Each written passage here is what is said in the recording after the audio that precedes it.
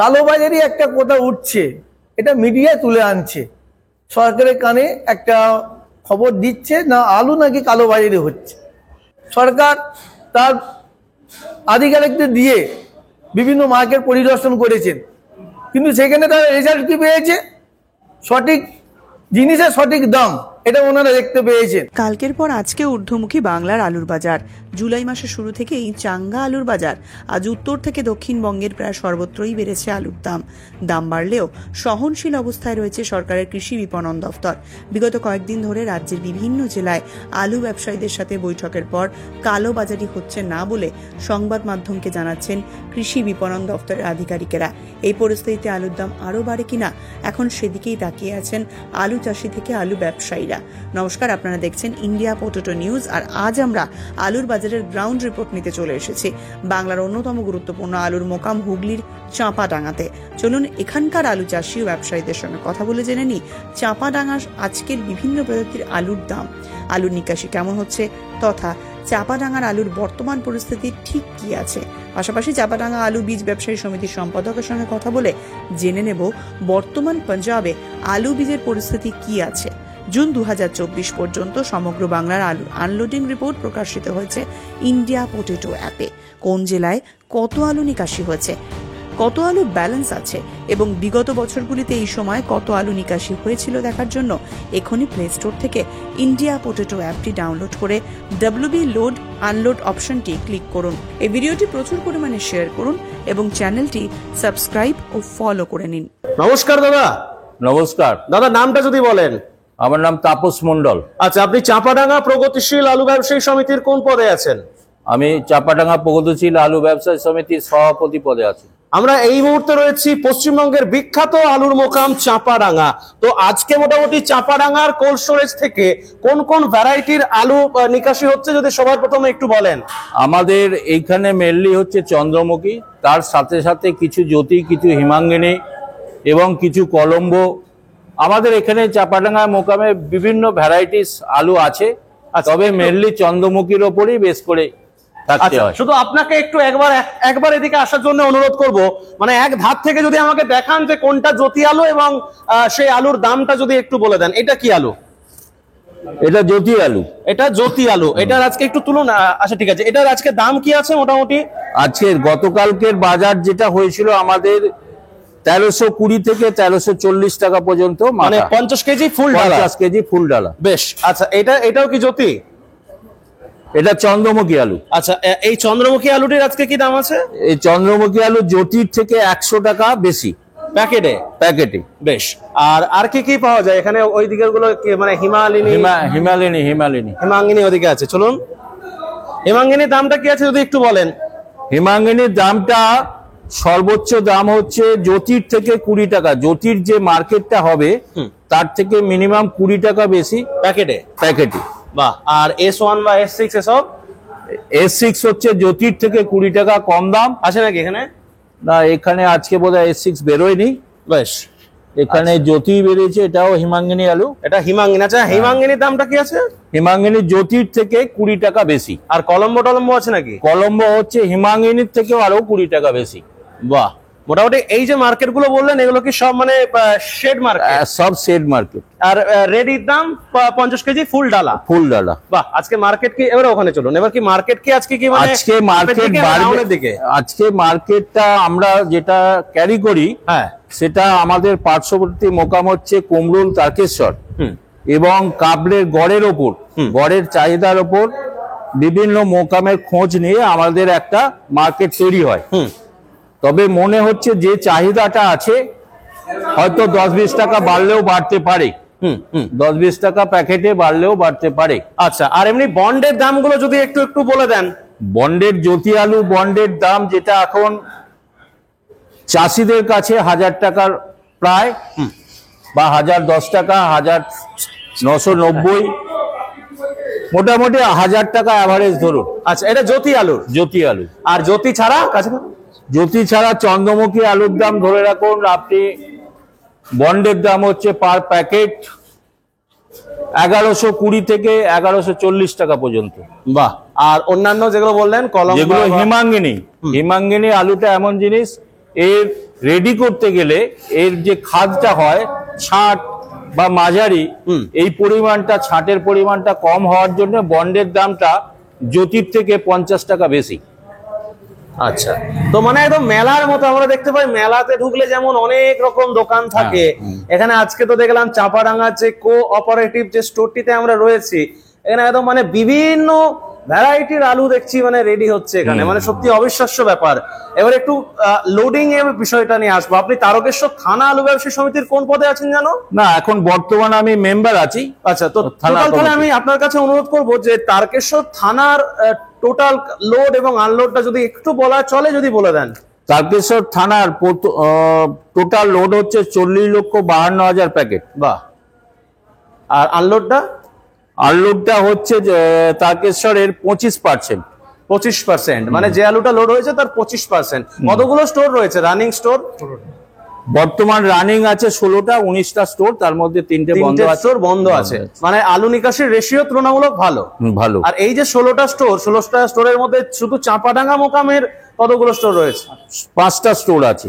সেই নামগুলো যদি একটু বলে দেন। সেই নাম হচ্ছে, প্রথম হচ্ছে কাশীনাথ মন্ডল স্টোর, নোটতলা যেটা আমরাকে বলি সেটা চাপাডাঙ্গা কোল্ড স্টোরেজ, হরগৌরী কোল্ড স্টোরেজ, আর যে স্টোরে আজকে আমরা এই প্রোগ্রাম করছি, ভিডিও করছি, তারকেশ্বর সমবায় সমিতি, তারকেশ্বর চাপাডাঙ্গা সমবায় সমিতি যেটা কোঅপারেটিভ স্টোর, এবং লক্ষ্মীনারায়ণ স্টোর।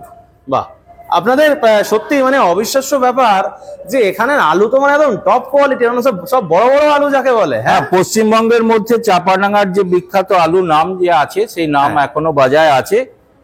সেইভাবে আমরা এখানে মার্কেট করি এবং আলুর কোয়ালিটি সেইভাবে মেনটেন করার চেষ্টা করি। বেশ, তো গত সপ্তাহে দেখছিলাম মার্কেটটা একটু ঝিমিয়ে যাচ্ছিল, আজকে মানে এই গত সোমবার গতকাল থেকে মার্কেটটা একটু আপের দিকে মনে আছে। কারণটা কি মূলত একটু এদিকে তাকিয়ে বললে ভালো হয়। গত সপ্তাহে যে 3-4 দিন আমাদের চাহিদাটা কম থাকার জন্য, বাইরের রাজ্যে চাহিদাটা কম থাকার জন্য, সেই জন্য 3-4 দিন মার্কেটটা একটুখানি ডাউন ভাব ছিল এবং আন্ডার রেটেও বিক্রি হচ্ছিল। যেটা বর্তমান মার্কেট ছিল তার থেকেও কেউ আন্ডার রেটেও বিক্রি করছিল। আলু এমন একটা জিনিস যেটা হচ্ছে বাজার খারাপ হলে তখন যে যার আলু কিছুটা এবছর অতিরিক্ত দাম থাকার জন্য যেখানে পয়সা সঠিকভাবে আসবে সেই সব খদ্দেররা আন্ডার রেটে 2-10 টাকা কম দামে পায়। আজকের দিনেও দাঁড়িয়েও তারা পায়। বেশ, নমস্কার দাদা। নমস্কার। নমস্কার দাদা, নামটা যদি বলেন। রবীন্দ্র রাউত। আপনি চাপাডাঙ্গা প্রগতিশীল আলু ব্যবসায়ী সমিতির সম্পাদক। এখন চাপাডাঙ্গার আলু তো সব থেকে বেশি মনে হয় যায় কলকাতার এই সাইডে। হ্যাঁ, কলকাতা ছাড়া আর কোথায় কোথায় যায়? বহির রাজ্যে যায় নাকি? না, এখানকার আলু ততটা বাইরে যায়নি। চাপাডাঙ্গা ইউনিট থেকে যা হয় চাপাডাঙ্গা মোকামে কলকাতার এইদিকেই যায়।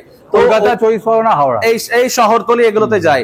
তো ওখানে এই বছরে চাপাডাঙ্গার আলুর মানে গ্রহণটা কেমন ভাবে হচ্ছে যদি একটু বলেন বিস্তারিত। চাপাডা চাহিদা ভালোই আছে, চাপাডা আলু ভালোই মার্কেটে যাচ্ছে এবং ভালোই দামে বিক্রি হচ্ছে। আচ্ছা, এই যে ধরুন এই আলুটা যখন খুচরো মার্কেটে ওখানে গিয়ে পৌঁছাচ্ছে, সেখানকে মোটামুটি ধরুন চন্দ্রমুখীটা প্রায় বোধহয় 35, 36, 40 টাকা হয়তো বিক্রি হচ্ছে খোলা বাজারে। তো এই বিষয়টা নিয়ে কি বলবেন যদি একটু বিস্তারিত বলেন? এটা কি তাহলে কালো বাজারি হচ্ছে না কি? এটা কালো বাজারি নয়, বিগত 3 বছরে চাষি, ব্যবসাদার এবং স্টোর মালিক যা অবস্থা হয়ে গেছে, এবছর একটু দাম না থাকলে সমস্তটাই মরে শেষ হয়ে যেত। হ্যাঁ, তবে একটু পিঠ পাঁজরা সোজা হয়ে চলছে, না হলে অবস্থা খুবই খারাপ হয়ে যেত। আগামী দিনে শিল্প মার্কেট, স্টোর মার্কেট এবং চাষিরাও মরে যেত, চাষ বন্ধ হয়ে যেত। এই যে চাপাডাঙ্গা মোকামের মধ্যে 6টা স্টোর বললেন না? 5টা স্টোর। তো 5টা যে স্টোর রয়েছে এর মধ্যে মোটামুটি ব্যবসায়ীর আলু কতটা আর চাষির আলু কতটা বলে মনে হয়? চাষির আলু ওই 30% আছে, বাকিটা ব্যবসাদার অল্প আছে 20%, বাকিটা স্টোর মালিকদেরও রয়েছে।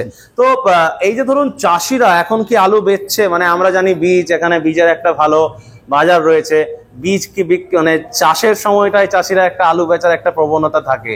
তো চাষিরা কি এখন বর্তমানে আলু বেচছে দামটা ভালো থাকার ফলে? চাষিরা একটু কমই বেচছে, কারণ ওরা জানে যে দুর্গাপূজার সময় হয়তো দামটা আরো ভালো হবে, সেই কারণে রেখে থেকে বিক্রি করছে। তবে আমার মনে হয় অতটা টিপে টাপে বিক্রি না করে যেমন চলছে সেইভাবেই বিক্রি করে দেওয়া ভালো আমার মতে বলে। আচ্ছা, এই যে ধরুন কোথায় বলা যাচ্ছে যে নাকি যে 1000 টাকার উপর বন্ড, কিন্তু দেখা যাচ্ছে যে বন্ড কিনতে গেলে হয়তো 1000 টাকা পার বস্তা আসছে, কিন্তু বেচতে গেলে 1000 টাকা বস্তা কেউ দাম দিচ্ছে না। এই অবিচারটা কেন? অবিচারটা বলতে আলুর শর্টেজ খাদ এইসব আছে তো, সেই কারণেই তো 300 টাকা খরচা ধরে আমাদের মোটামুটি কেনা বেচা হচ্ছে। ভাড়া বেড়েছে, ডাইং বেড়েছে, সবই বেড়েছে, মুঠিয়া মজদুরের রেট বেড়েছে। আচ্ছা, তাতে করে এটা তো খরচা বেড়ে গেছে। এটা তো কোঅপারেটিভ স্টোর, হ্যাঁ, মানে সরকারি। তো store। এতে কি মানে কোনো রকম এক্সট্রা কোনো সুযোগ সুবিধা আছে? হ্যাঁ, ও সুযোগ সুবিধা বলছে চাষিদের স্টোর তো, চাষিরা আলু রাখে, সময় এতে বিক্রি করার সুযোগ পায়। বন্যা হলে ওপারটা অন্য জায়গায় যদি বন্যা হয়, আমাদের এখানে তো বন্যা যখন না হয় তখন আলুটা বের করতে পারে। তো হিমঘরে ভাড়া টাড়ার ক্ষেত্রে কিছু ছাড় টাড় দেওয়া হয় নাকি? না না, সেসব কিছু নেই। বা অন্য না, বা এক্সট্রা কোনো না না, কমিশনও নেই আর কি, ভাড়াও নেই, লেস নেই। আচ্ছা, তো ওভারঅল কি বার্তা দেবেন তাহলে দর্শকদের? বলবো যে মোটামুটি যেমন বেরোচ্ছে একটু ধরে ধরে বিক্রি করুন, বা একটু যেন খুব টিপে টাপে ধরবেন না, তাহলে কিন্তু আবার পরে এক্সেস হয়ে গেলে আবার অসুবিধা হয়ে যাবে। মানে এবছর কি বাজারটা আপের দিকেই রইবে বলে মনে হচ্ছে? একটু আপের দিকেই থাকবে বলে মনে হচ্ছে এখন। মানে যে ডাউন টেন্ডেন্সিটা এটা আছে এখন পর্যন্ত নেই, বিভিন্ন স্টেটের দাম তো চড়া, সেই কারণে পড়বে কি করে। আর আগামী কাল থেকে আসন্ন যে শনিবার পর্যন্ত মার্কেটটা কিরকম থাকতে পারে বলে মানে অভিজ্ঞতা কি বলছে? মোটামুটি 1400 টাকা ছুঁই হয়ে যেতে পারে। কত? 1400? হ্যাঁ। মানে রেডি জ্যোতি আলুর দাম, হ্যাঁ, রেডি ফুল ডালা জ্যোতি আলুর দাম 1400 টাকা হয়ে যেতে পারে এই বছরে, মানে এই বিগত আসন্ন দিনে বলছে। মানে এটা এই সপ্তাহে। আচ্ছা, কি পরিপ্রেক্ষিতে মনে হচ্ছে একটু বলেন। বাজার ধরুন কালকে 40 টাকা, 30 টাকা, 50 টাকা কোনো জায়গা হয়েছে, কিন্তু আজকে হয়তো 10-20 টাকা বাড়তে পারে, আর 30 টাকার জন্য যে কোনো মুহূর্তে বেড়ে যেতে পারে। আলুটা কম বেরোচ্ছে তো, চাষির আলুটা কম বেরোচ্ছে, ব্যবসাদার আলু রেখেছে তাদের আলুটা খুবই কম বেরোচ্ছে। তাদেরও লোন ফোনের ব্যাপার আছে, লোন ছাড়িয়ে আলুটা তো বের করতে হবে, সে টাকাটা তো জোগাড় করতে হবে। আচ্ছা, আমরা তো রাজ্যের রিপোর্টটা দেখলাম গতকালকে, ওটা আমি এখন এখানে আলোচনা করছি না, ওটা নিয়ে অন্য একদিন প্রতিবেদন বানাবো। তো যে পার্সেন্টেজটা বলার দরকার নেই, তো যে পার্সেন্টেজটা দেখলেন ওটাই কি আশা করেছিলেন নাকি ওর থেকে আরেকটু বেশি আশা করেছিলেন? টোটাল রাজ্যের যে আনলোডিংটা হয়েছে মোটামুটি আর একটু ভালো হলে যেন ভালো হতো, আর একটু বেস্ট আশা করেছিলেন? 2% বেশি হলে ভালো হতো, আর 2% বেশি হলে ভালো হতো। নমস্কার দাদা। নমস্কার দাদা, নামটা যদি বলেন। নাম শ্রীকান্ত ব্যানার্জি, ব্যবসায়ী। আচ্ছা, আর চাষবাস রয়েছে নাকি? চাষবাস অল্প আছে, তুলনামূলক অল্প। আপনি কালোবাজারি এই বিষয়টাকে নিয়ে বলছিলেন, যদি একটু বিস্তারিত বলেন। দেখুন, একটা পশ্চিমবাংলার একটা সংস্কৃতি এসে গেছে, মিডিয়ারা বিভিন্ন ভাবে একটা অপপ্রচার চালায় বিভিন্ন ক্ষেত্রে। সেই অপপ্রচারটা আলুর ক্ষেত্রে এসে পৌঁছে গেছে, আমরা যেটা লক্ষ্য করছি। কালোবাজারি একটা কথা উঠছে, এটা মিডিয়া তুলে আনছে, সরকারের কানে একটা খবর দিচ্ছে না আলু নাকি কালোবাজারি হচ্ছে। কিন্তু আমরা তো একেবারে তো মাটির লেভেল থেকে এসেছি ব্যবসা করতে। কালোবাজারিটা আমাদের ঠিক শুনতে ভালো লাগে না, কারণ একটা আলু যখন আমরা স্টোর থেকে রেডি করে বাছাই ঝাড়াই করে কলকাতা বা বিভিন্ন জায়গা বিভিন্ন মার্কেটে পাঠায়, তখন আলুটা একটা মূল্য দাঁড়িয়ে যায়। এবং সেই আলুটা যখন ডালাওয়ালা 1 বস্তা আলু ঢেলে বিক্রি করে, তখন সেই ডালা খুব বেশি হলে 45 কিলো ভালো আলুটা পায়, বাকি 4-5 কিলো খাদ এসে যায়। তারা সেইটাকে কষ্ট ধরেই আলুটা বিক্রি করে। এতে কালোবাজারি তো আমরা কিছু দেখি না। আমরা জানি আমাদের এখানে যা মার্কেট, গতকাল 1320 থেকে 30 টাকা মার্কেট হয়েছিল, আজকে সম্ভবত ওটা 1350 টাকা পৌঁছে যাবে। জ্যোতি আলু ডালার দাম বললাম, এটা তো 30 টাকা তো বিক্রি হওয়াটা স্বাভাবিক কলকাতা বা বিভিন্ন মার্কেটে। এতে মিডিয়া কি করে বলে বেড়াচ্ছে যে আলু হলারা কালোবাজারি করছে? প্রত্যেক ব্যবসায়ীরা স্বচ্ছ, তাদের মনটা অনেক উঁচু। সরকার বারবার যেটা আমাদের ব্যবসায়ী মহলকে বলতে চাইছে যে আলুর বাজারটাকে দেখতে হবে, কিন্তু সরকার ওনারাও মার্কেট ঘুরে দেখে নিয়েছেন, ওনারাও কিন্তু বিভিন্ন মোকামে আলুর দাম একটা চিন্তা ভাবনা করেছেন, পর্যালোচনা করেছেন, খবরাখবর নিয়েছেন। ওনারা যখন দেখলেন না এটা কালোবাজারি হচ্ছে না, এটা সঠিক মূল্য, সেই জন্য সরকার আজকে মনে হচ্ছে আর পথে নামছে না। আমরা বিগত 5 দিন আগে দেখেছিলাম বিভিন্ন মার্কেটে সরকার তার আধিকারিকদের দিয়ে বিভিন্ন মার্কেট পরিদর্শন করেছেন, কিন্তু সেখানে তারা রেজাল্ট কি পেয়েছে? সঠিক জিনিসের সঠিক দাম এটা ওনারা দেখতে পেয়েছেন। আজকে আলুটাকে নিয়ে এত ভাবা হচ্ছে কেন? আজকে সবজি তো 100 টাকার নিচে তো মনে হচ্ছে কোনো সবজি নাই। তাহলে মিডিয়া সেটা কেন বলছে না যে আজকে কাঁচা সবজি কালোবাজারি হচ্ছে, সেটা চাষির ফসল বলে? আলুটা তো শুধুমাত্র ব্যবসায়ী ভাইদের নয়, আলুটা সমস্ত শ্রেণীর লোকের আছে, চাষি আছে, নিম্নবিত্ত মানুষের কিছু কম আলু রাখে, ব্যবসায়ীরা তারা 2 পয়সা লাভের আশায় আলু রেখেছেন। বিগত 3 বছর এই ব্যবসাদার এবং প্রান্তিক চাষিরা যে আলু সংরক্ষণ করে কি যে ভরাডুবি হয়েছে তার কোনো হিসাব কোনো মিডিয়া আনতে আসেনি। মিডিয়া আসেনি আমাদের কাছে সেই দিনকে যে আমাদের প্যাকেটে 500 টাকা লোকসান হচ্ছে, মিডিয়া জানতে আসেনি। আজকে 5 টাকা দাম বেড়েছে তো মিডিয়া হইচই করছে। এটা বাংলায় একটা সংস্কৃতি এসে গেছে বিভিন্ন সাংবাদিকদের মাধ্যমে। আমরা চাই আমরা পশ্চিমবঙ্গ প্রগতিশীল আলু ব্যবসা সমিতির আমরা একনিষ্ঠ ব্যবসাদার, আমরা চাই আমাদের পিঠে এইসব তগমা না পড়ে যায়। একদম সরকার আলোচনা বসুক, আমরা সরকারকে পুঙ্খানুপুঙ্খ রিপোর্ট দিয়ে দেব একটা আলু লোডিং কত দামে হয়েছে, তার আজকে আনলোডিং কত দাম, লাভ অনেক কিছু হচ্ছে না। সর্বসাকুল্যে কিরকম না 50-100 টাকা লাভ হচ্ছে খুব বেশি হলে। তাহলে 3 বছরে যে আমাদের লক্ষ লক্ষ কোটি কোটি টাকা চলে গেছে আলুতে জলে, আজকে 2 টাকা হয়তো আমরা পাচ্ছি, তাই মিডিয়ারা, সরকার নয় মিডিয়ারা উঠে পড়ে লেগেছে। আমি চাই এই অপপ্রচার বন্ধ হোক। আচ্ছা, আপনাদের এখানেতে তো শুধু গড় আলুই মানে ডালা আলুই মেলে, গড় হয় না? গড় সাময়িক। জ্যোতির গড়ের কেমন দাম হয়? জ্যোতির গড়ের দাম আজকের দিনে 1200 টাকা দাম প্যাকেট। ওটাও কি আপের দিকে? ওটা উঁচুর দিকে আছে, আপের দিকে, উঁচুর দিকে আছে। নমস্কার দাদা। নমস্কার দাদা, নামটা যদি বলেন। দেবব্রত দলুই। আচ্ছা, পরিচয়টা একটু যদি দিয়ে দেন। পরিচয়, আমি চাপাডাঙ্গা প্রগতিশীল আলু ব্যবসায়ী সমিতির মেম্বার। আর বীজের সম্পাদক, আলু বীজ ব্যবসায়ী সমিতির সম্পাদক। চাপাডাঙ্গা হচ্ছে দক্ষিণবঙ্গের একটি অন্যতম বড় বীজ বিক্রির মোকাম। এই বছর চাপাডাঙ্গার বীজ ব্যবসায়ীদের কি পরিস্থিতি, তারা কতটা প্রস্তুত বীজ ব্যবসার জন্য? বীজ ব্যবসায়ী চাপাডাঙ্গা খুব মানে পিছনের সারিতে চলে যাচ্ছে কারণ চাপাডাঙ্গায় 2023-এ একটা এসএফ কোম্পানির বীজের কমপ্লেন ছিল, এখনো আমরা চাষিদেরকে কমপ্লেন দিতে পারিনি। কোন কোম্পানির? এসএফ। হ্যাঁ, আচ্ছা। একটা সরকারি পর্যায়ে মিটিং হয়েছিল, মিটিং থেকে একটা ডেট হয়েছিল, কিন্তু কোনো সমস্যা এখনো মেটেনি। আচ্ছা, পাঞ্জাবিদের অনমনীয়তার জন্যই মেটেনি। সেই জন্য আমরা চাপাডাঙ্গা একটু বীজের পজিশনে একটু খারাপ জায়গায় আছে। মানে ওটা কি হয়েছিল ব্যাপারটা যদি একটু ছোট করে বলেন, মানে বীজটা কি ড্যামেজ বেরিয়েছিল না বীজটা ফলন হয়নি? বীজটা আমরা মানে বিগত আমি বীজের লাইনে মোটামুটি 25 বছর এসে গেছি। 25 বছরে এরকম বীজ আমি একবারও দেখিনি।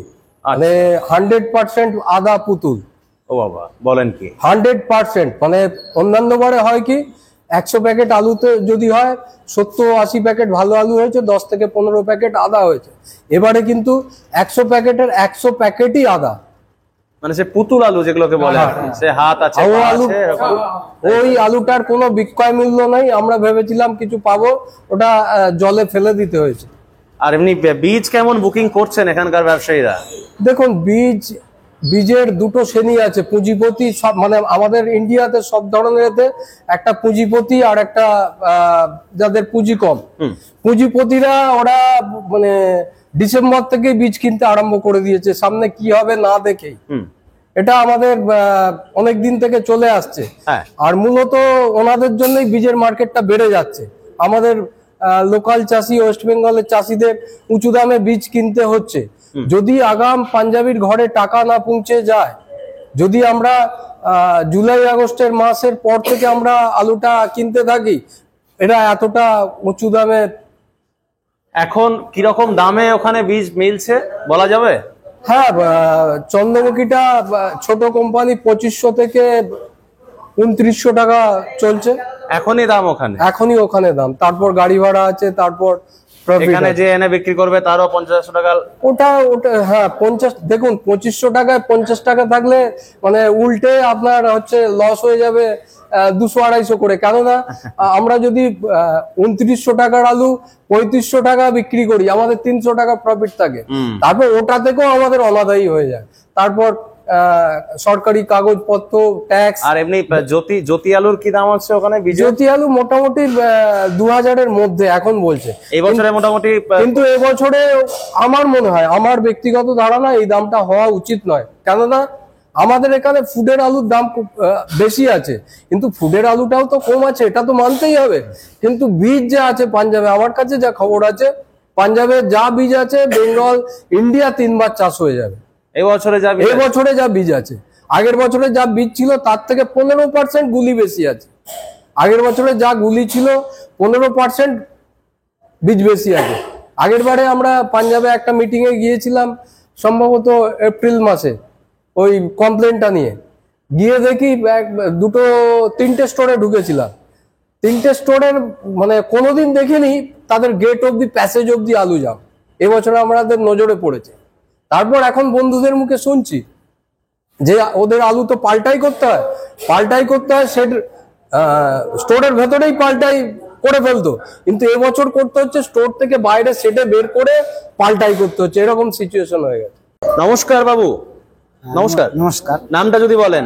আমার নাম প্রিয়ব্রত বেরা। আচ্ছা, আপনি বলছিলেন আপনার একটি অভিযোগ রয়েছে, যদি একটু বলেন বিস্তারিত। আমার অভিযোগটা হচ্ছে, আমি এই মরশুমে চাপাডাঙ্গা থেকে SF কোম্পানি অর্থাৎ সুরেন্দর ফার্ম থেকে 2 বস্তা SF মার্কা আলু নিয়েছিলাম, কিন্তু সেই আলুটি আমি জমিতে চাষ করার পর খোলার পর দেখা গেল পুরো আলুটাই পুতুল আলু হয়েছে, অর্থাৎ হাত পাওয়ালা চোখ মুখওয়ালা পুরো আলুটাই হয়েছে। তাই এই আলুটার যাতে উপযুক্ত ক্ষতিপূরণ পাই, তার জন্য আমি SF কোম্পানির কাছে অনুরোধ জানাচ্ছি। আচ্ছা, কি কোম্পানিটার কি নাম বললেন? সুরেন্দর SF মার্কা, সুরিন্দর ফার্ম। সুরেন্দর ফার্ম। আচ্ছা, মানে আর অন্য বীজেও চাষ করেছিলেন না শুধু এটাতেই করা হয়েছিল? না, অন্য বীজও চাষ করেছি, আমি চন্দ্রমুখী করেছিলাম। একদম সেই বীজের কিরকম ফলন পেয়েছিলেন? সেই বীজের আমি 80 থেকে 100 প্যাকেট ফলন পেয়েছিলাম বৃষ্টির আগে বসানো আলুতে। আচ্ছা, আপনি টাস্ক ফোর্স নিয়েও কিছু একটা বলছিলেন, আপনারা তো খবরে দেখেন, যদি একটু বলেন। হ্যাঁ, এটা দিলে এটা লঘু হয়ে যাবে। টাস্ক ফোর্স নিয়ে আমি কিছু কথা বলতে চাই। ওকে বললে চাষি বলছে এই আচ্ছা। এই মরশুমে, রবি মরশুমে অর্থাৎ 2023-24 সালে আমরা কৃষক যে আলু চাষ করেছিলাম, দুদিনের অকাল বৃষ্টিতে প্রথমে বসানো আলু বিঘার পর বিঘা জমি নষ্ট হয়ে গিয়েছিল। দ্বিতীয়বার সেই কৃষককে সেই আলু চড়া দামে বীজ কিনে আবার পুনরায় চাষ করতে হয়েছিল। কিন্তু সে কৃষকের সর্বশেষ ভরসা যেটুকু ছিল ইন্স্যুরেন্সের উপর। আজ ইন্স্যুরেন্স সরকারের তরফ থেকে যে ইন্স্যুরেন্স ঘোষণা করা হয়েছে, তাতে দেখা যাচ্ছে যৎ সামান্য ইন্স্যুরেন্স ক্লেমের টাকা কৃষকরা পাচ্ছে। কিন্তু এই নিয়ে ব্যাংকের ম্যানেজার বা এডি অফিসারদের কাছে জানতে চাওয়া হলে কোনো কিছু তথ্যই তারা দিতে পারছে না, কি পদ্ধতিতে এই ইন্স্যুরেন্স দেওয়া হয়েছে। তাই সরকার বাহাদুর বা ইন্স্যুরেন্স কোম্পানির কাছে আমার কৃষকের তরফ থেকে অনুরোধ, যে বর্তমান মরশুমের যে ক্ষয়ক্ষতি হয়েছে তার ইন্স্যুরেন্স ক্লেম কোন প্রসেসের উপর ভিত্তি করে নির্ধারণ করা হয়েছে, তার জনসমক্ষে সেই তথ্য তুলে ধরা হোক। এই বলে নমস্কার। নমস্কার দাদা। হ্যাঁ, নমস্কার দাদা। দাদার নামটা যদি বলেন? আমার নাম হচ্ছে বিশ্বরূপ দলুই। আচ্ছা, বিশ্বরূপ দা ব্যবসায়ী এবং বীজ ব্যবসায়ীও, তাই তো? বীজেরও তো দোকান আছে, সঙ্গে যুক্ত আছি। বাহ, চাষ তো করেনি। তো দেবুদা যেটা বললেন, তো ভয়ঙ্কর গল্প বললেন, তো কি ভাবছেন এবছর তাহলে পাঞ্জাব বীজের কিরকম কি ব্যবসা করছেন? পাঞ্জাব বীজের কাজে হচ্ছে, বলছি শুনুন, বীজ কিন্তু চাষিরা নেবে। গত 2 বছর 3 বছর যে আলুটা চাষ করেছে, ফলনে অনেকে মার খেয়েছে। দাম যাই হোক না কেন, বীজ বেচে কেনা হবে, মানে বীজের কাজটা ভালো হবে, বীজের কাজ ভালো হবে। তো ওভারঅল আপনি তাহলে আলু ব্যবসায়ী হিসেবে দর্শকদের উদ্দেশ্যে কি বলবেন, যাতে প্রত্যেকে একটু সঠিক দামটা পেতে পারে? সঠিক হতে অনেক আলু ছটপট করে কেনার নেই। বীজ আলু ধীরে সুস্থে যেমন দরকার তেমন কিনবে, তাহলে বাজারটা অগ্রগতির দিকে উঠবে না, একটা স্ট্যান্ডার্ড বাজার থাকবে। আর এবছর চাহিদা যে দেবুদা বললো, ভাইপো বললো, যে ওই হেমাঙ্গিনী, কলম্বো, চন্দ্রমুখীর এই 3টে আলুরই ভালো ডিমান্ড থাকবে। জ্যোতি আলু চাষিরা একটু ভয় করে চাষ করবে, কারণ যেভাবে ক্ষতি হয়েছে, এই ক্ষতি পাঞ্জাব সামলানো যাবে বীজের না। কথাটা যদি বলতে হয়, আমি একদম গ্রাউন্ড লেভেলের একজন চাষিদের হয়ে কথাটা বলছি। দেখুন, পাঞ্জাব বীজটা বানায় বা তৈরি হয় পাঞ্জাবে, সেখানকার লোকেরা বানায়। সেই বীজটা আপনারা ব্যবসায়ীরা এনে চাষিদেরকে দেন, চাষিরা কষ্ট করে ফসল ফলায় এবং তারপরে ফসল ফলিয়েও আলু চাষ করেও কেউ আদা আলু পায়, কেউ পুতুল আলু পায়, যেটা দাদা বললেন। তাহলে একটা লোকের ভুলে এতগুলো মানুষের ক্ষতি হয়। একটা চাষির যেমন ক্ষতি হয়, আবার যদি ভাগ চাষি হয় তাহলে দুটো চাষির ক্ষতি হয়, আপনাদের মতো বীজ ব্যবসায়ীদের ক্ষতি হয়। এই বিষয়টা বন্ধ করার জন্য সমিতি বারংবার পদক্ষেপ নেয়, কিন্তু আলটিমেটলি দেখা যায় কোনো রেজাল্ট আসে না। এটা নিয়ে কি বলবেন? সমিতি প্রচুর চেষ্টা করে, এখানে পঞ্চায়েত থেকে, থানা থেকে, এডিও বিডিও উপর মহলে সব জায়গায় আলোচনা করে, পাঞ্জাবিকে ডেকে এনে হলে মিটিং হলো, তারা কিন্তু গা পাততে চাইছে না যে এদিকে কিছু দিতে হবে। সরকারি স্টেবেলে চলছিল। আর আলু যেখান থেকে সেখান থেকে দেখে কেনা যাবে না, কিন্তু এসএফ স্টোর যে আলুটা খারাপ হয়েছে, বিগত ক বছর ভালো হচ্ছিল, কিন্তু এবছর যে একবারে ভরাডুবি করে দিয়েছে, যে মানে কিছুই পাইনি এবছর, দামের বছরে কিছুই পাইনি। যেখানে ধরুন 650-700 টাকা লোড হয়েছে, সেখানে তারা 200 টাকাও দাম পায়নি বা ফেলে দিতে হয়েছে। বুঝতে পারছি। তো অসংখ্য ধন্যবাদ জানাই আপনাদের। আর একটা কথা বলি, এই যে কালোবাজারি করছেন, আলু চাষের খরচটা জানেন? আলু চাষে খরচ, বীজ দুবার ধরে লাগাতে হলো, সার 1,500 টাকা, সার 2,500 টাকা কিনতে হলো। এগুলোকে খবর রাখছে, এগুলো তো জানা উচিত। শুধু তো বললে হবে না কালোবাজারি বা দাম বেশি হচ্ছে, প্রোডাকশন খরচ দেখে তারপর তো আলুর দামটা হবে। না, আমরা তো বলি না, বলে তো অন্য শ্রেণীর মিডিয়া, আমরা তো তার বিরুদ্ধে প্রতিবাদ করি। আমার তো ভিডিওর উপরে লেখাই আছে যে ইটস নট কালোবাজারি। তো যাই হোক, অসংখ্য ধন্যবাদ জানাই আপনাদের সকলকে, আমাদের ইন্ডিয়া পটেটোর পক্ষ থেকে আপনাদের এই চাপাডাঙ্গা মোকামের আলু সংক্রান্ত এবং আলু বীজ সংক্রান্ত টোটাল জানকারিটা আমাদেরকে দেওয়ার জন্য ধন্যবাদ ইন্ডিয়া পটেটো কোম্পানিকে। এই বলে আমি শেষ করছি।